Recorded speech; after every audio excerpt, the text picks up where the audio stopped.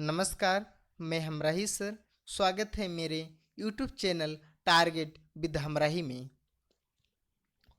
आज आपके सामने प्रस्तुत करेंगे सूरदास के पद, जो कि सूर सागर से लिया गया है भ्रमर गीत के रूप में। सूरदास जी का जन्म 1478 में माना जाता है।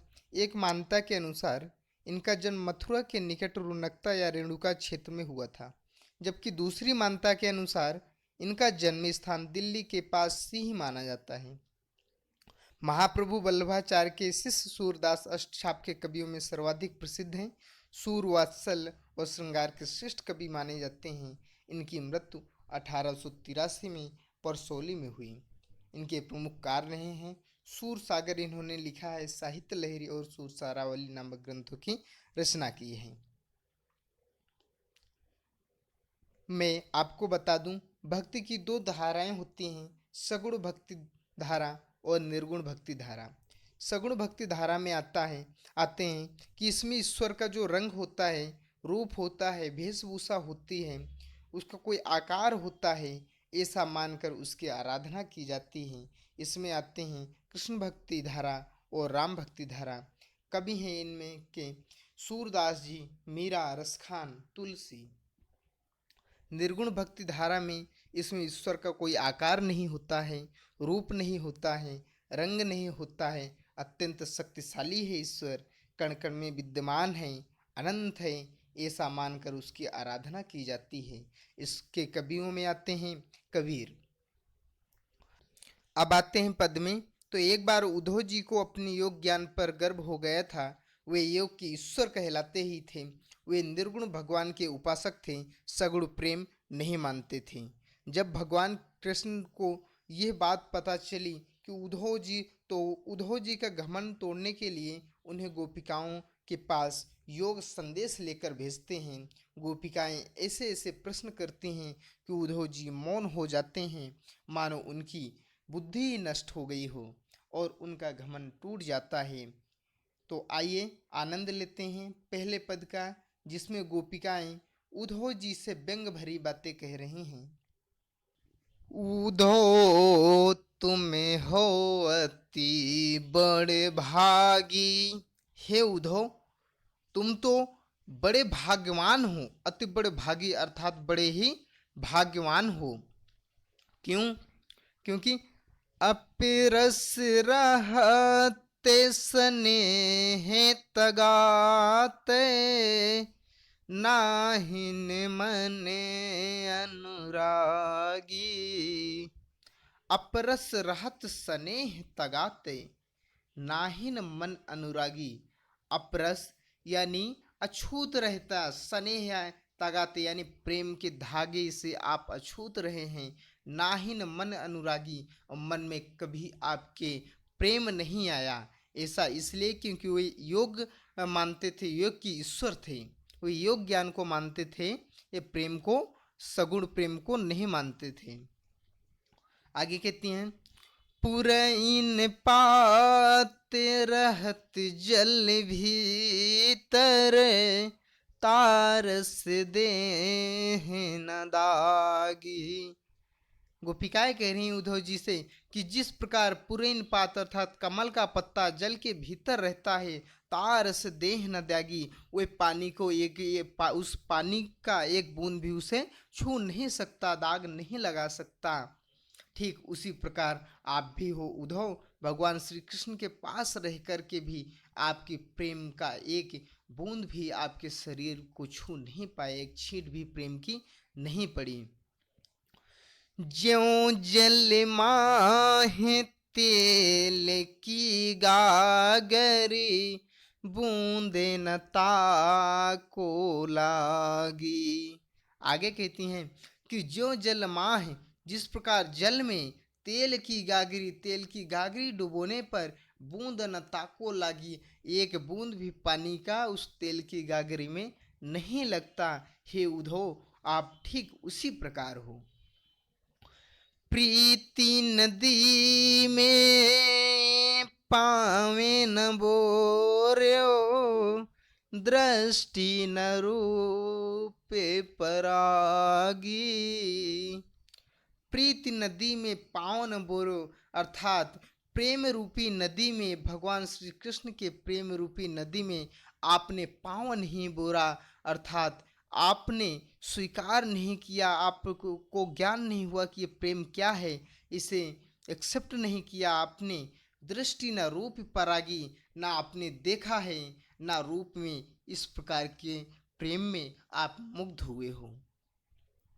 आगे कहती हैं, सूर्यदास अबला हम भोरी, सूर्यदास अबला हम भोरी, गुर चाटी ज्यों पागी।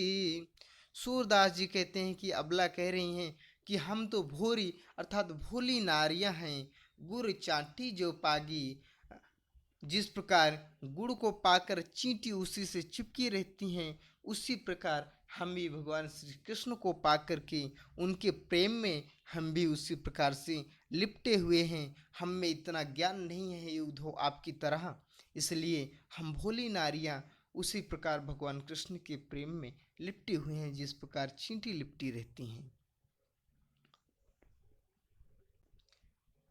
अर्थ है हिंदी में, इन पंक्तियों में गोपिकाएं उद्धव से व्यंग करती हैं, कहती हैं कि तुम बहुत ही भाग्यशाली हो जो कृष्ण के पास रहकर उनके प्रेम और स्नेह से वंचित हो। तुम कमल के उस पत्ते के समान हो जो रहता तो जल में है परंतु जल में डूबने से बचा रहता है।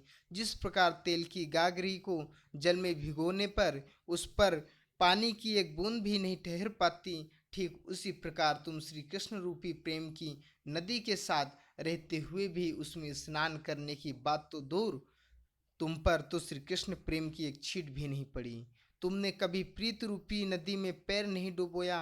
तुम बहुत विद्वान हो इसलिए कृष्ण के प्रेम में नहीं रंगे, परंतु हम भोली भाली गोपिकाएं इसलिए हम उनके प्रति ठीक उसी प्रकार आकर्षित हैं जैसे चींटियां गुड़ के प्रति आकर्षित होती हैं, हमें उनके प्रेम में लीन हैं।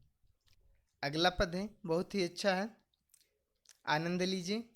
मन की मन ही मांझ रही, गोपिकाएं उद्धव जी से कहती कि हे उद्धव, मन की मन में ही मांझ रही, मन की बात मन में ही रह गई।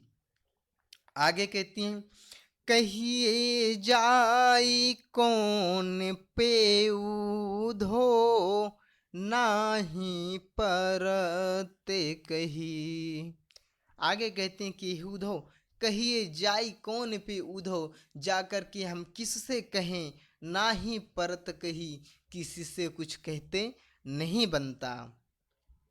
और आगे कह रही हैं, अवधि असारे आस आवन की, तने मन बिथा सही।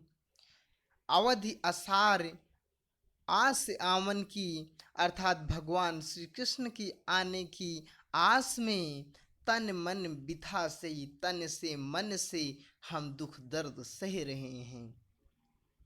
अब आगे कह रही हैं, अब इन जोगे संदेशणी सुनी सुनी, बिरहीन बिराहे दही।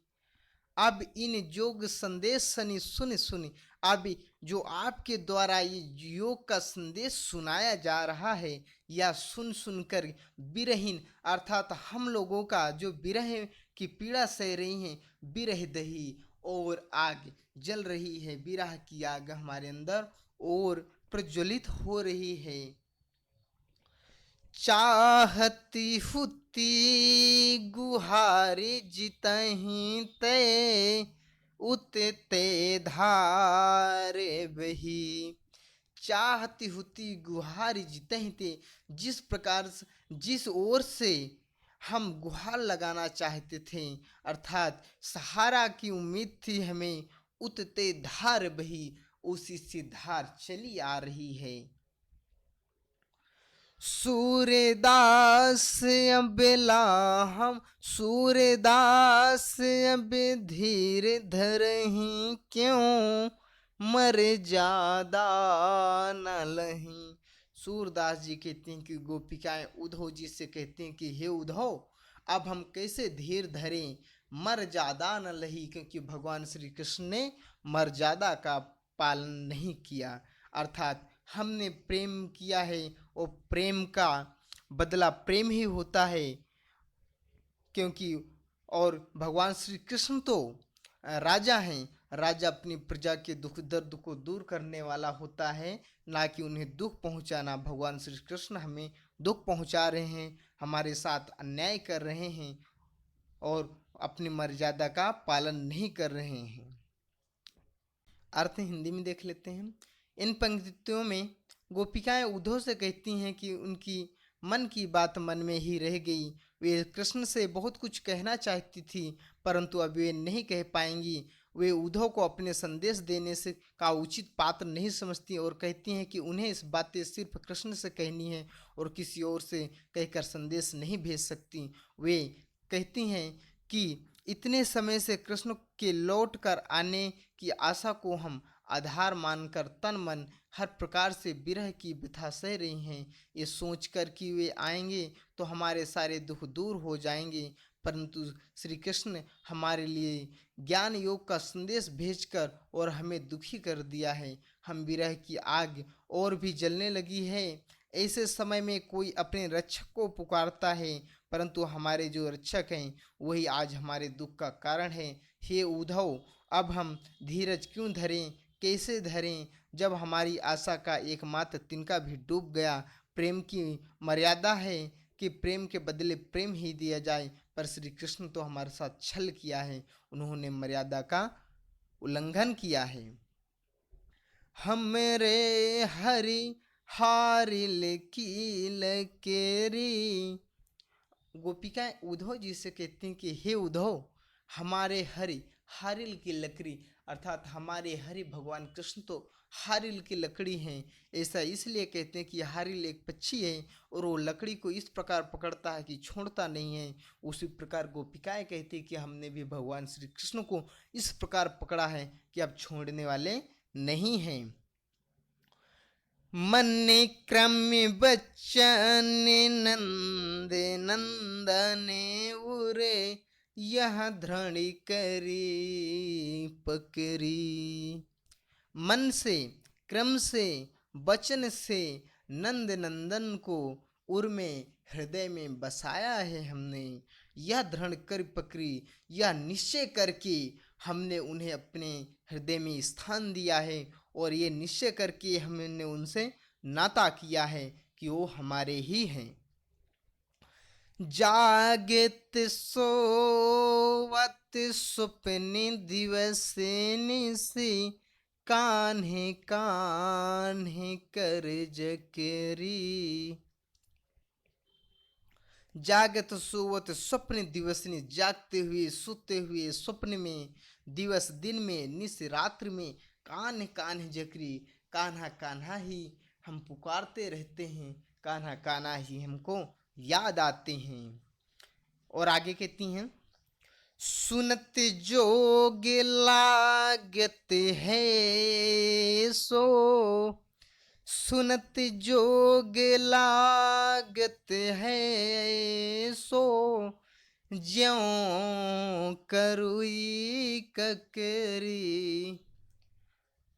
गोपिकाएं उद्धव जी से कहती हैं, हे उद्धव, आप जो योग का संदेशा सुना रहे हैं, योग ज्ञान सुना रहे हैं, यह हमें इस प्रकार लगता है जिस प्रकार करुई ककड़ी अर्थात कड़ुआ खीरा लगता है। जैसे कड़ुआ खीरा कोई मुंह में रखते ही थूक देता है, फेंक देता है, उसी प्रकार हमें भी योग का संदेश ठीक इसी प्रकार लगता है, हे उद्धव।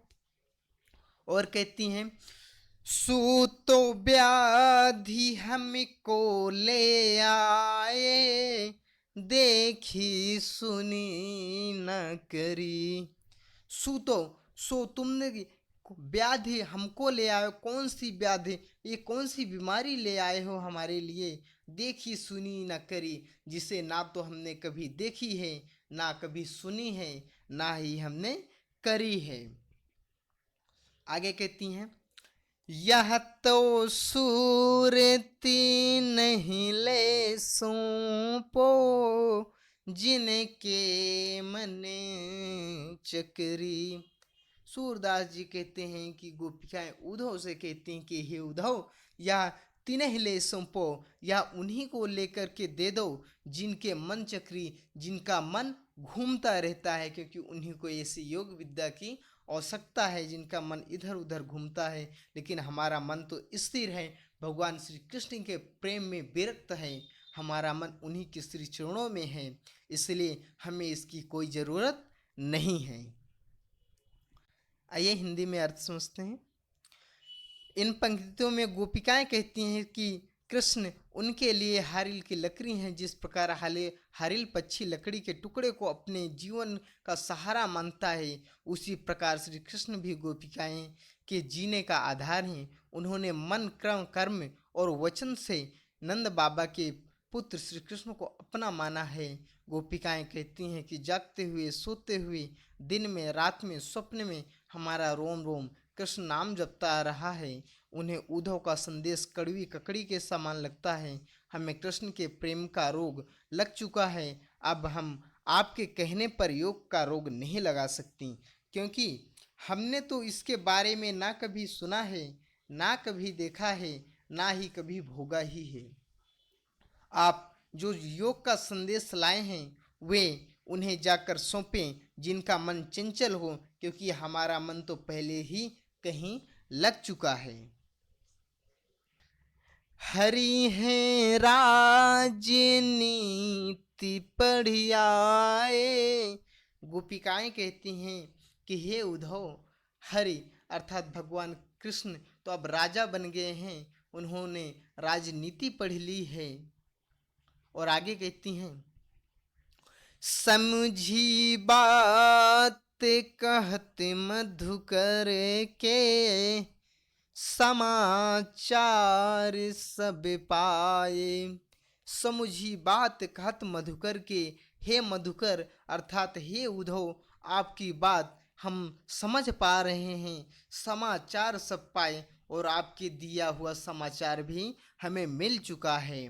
आगे कहती हैं, इके अति चतुरे हुते पहले ही, अबे गुरु ग्रंथे पढ़ाए। एक अति चतुर होते पहले ही, एक तो वो पहले से ही इतने चतुर थे, अब गुरु ग्रंथ पढ़ आए। अब तो उन्होंने बड़े बड़े ग्रंथ भी पढ़ लिए हैं, अर्थात अब और चतुर हो गए होंगे। बड़ी बुद्धि जानी जो ने की, जोगे संदेश पठाए। ऐसा लगता है हे उद्धव, ऐसा लगता है कि उनकी बुद्धि बहुत ही प्रवीण हो चुकी है, बहुत ही बढ़ चुकी है, जो हमें योग संदेश पठाए, जो हमें योग का संदेश भेज रहे हैं। उद्धव भले लोग आगे के, परहित डोलत धाये। हे उद्धव, आपकी कोई गलती नहीं है। उद्धव भले लोग आगे के, आप तो भले लोग हो उद्धव, पर हित डोलत धाये, दूसरे के हित में ही आप डोलत रहते हो, अर्थात दौड़ते रहते हो, दूसरे के हित के का ही काम करते हो। अब अपने मने फेरे पई हैं, चल तुझुते चुराए। और उद्धव जी से प्रश्न करते हैं कि हे उद्धव, अब आप ही बताओ कि अब अपने मन फेर पई हैं कि अब वो हमारा मन कैसे हमें मिलेगा। चलत जूहते चुराए, जब भगवान श्री कृष्ण ने गोकुल से मथुरा गए थे, उस समय जो हमने और भगवान श्री कृष्ण ने हमारा जो मन चुराया है, उस प्रकार हम उस मन को हम किस प्रकार से पाएंगे, आप ही बताइए। ते क्यों अनीत करे आपुन जे, और अनीत छुड़ाए। ते क्यों कनी अनीत करे आपुन जे, हे उद्धव बताइए कि वे अनीत क्यों कर रहे हैं, जो अनीत को ही छुड़ाने वाले हैं, अर्थात भगवान श्री कृष्ण अन्याय अत्याचार को खत्म करने वाले हैं, वही आज हमारे साथ अन्याय कर रहे हैं और हमारे साथ हम प्रजा के साथ अत्याचार भी कर रहे हैं, क्योंकि वे हमें हम प्रेम में विरक्त हैं और वे हमें क्या कर रहे हैं, योग का संदेशा भेज रहे हैं, तो हमारे साथ ये अन्याय ही कर रहे हैं। राज्य धर्म में तो यह सूर जो प्रजा न जाहि सताए। हे उद्धव, सूरदास जी कहते हैं कि गोपिकाएं उद्धव से कहती हैं कि हे उद्धव, आप ही बताइए कि यही राजधर्म है जो प्रजा को सताया जाए। आप जाकर के उनसे संदेशा कहिएगा गा कि ये राजधर्म नहीं है कि प्रजा को दुख दर्द पहुंचाया जाए। आइए अर्थ भावार्थ समझते हैं इसका। सॉरी, गोपिकाएं कहती हैं उद्धव से कि श्री कृष्ण ने राजनीति पढ़ ली है। गोपिकाएं बात करती हुई व्यंग पूर्वक कहती हैं कि वे तो पहले से ही बहुत चालाक थे, पर अब उन्होंने बड़े बड़े ग्रंथ पढ़ लिए हैं, जिससे उनकी बुद्धि बढ़ गई है, तभी तो हमारे बारे में सब कुछ जानते हुए भी उन्होंने हमारे पास उद्धव से योग का संदेश भेजा है। उद्धव जी का इसमें कोई दोष नहीं है, ये भले लोग हैं जो दूसरों के कल्याण करने में आनंद का अनुभव करते हैं। गोपिकाएं उद्धव से कहती हैं कि आप जाकर कहिएगा कि यहाँ से मथुरा जाते वक्त श्री कृष्ण हमारा मन भी अपने साथ ले गए, वे उसे वापस कर दें। वे अत्याचारियों को दंड देने का काम करने मथुरा गए हैं, परंतु वे स्वयं अत्याचार करते हैं। आप उनसे कहिएगा, एक राजा भी हमेशा चाहिए कि वो प्रजा के हित का ख्याल रखे, उन्हें किसी प्रकार का कष्ट नहीं पहुंचना चाहिए। इस प्रकार से गोपिकाएं उद्धव जी से कहती हैं। इसमें आपके पाठ में 4 ही पद दिए गए हैं, बाकी पद बहुत सारे हैं जिसमें उद्धव प्रश्न का उत्तर नहीं दे पाती, ऐसे ऐसे गोपिकाएं प्रश्न करती हैं। तो आशा है कि आपको ज़रूर अच्छा लगा होगा, और यदि अच्छा लगा हो तो लाइक शेयर और सब्सक्राइब करना ना भूलना। धन्यवाद। अब आगे मिलेंगे नेक्स्ट चैप्टर में।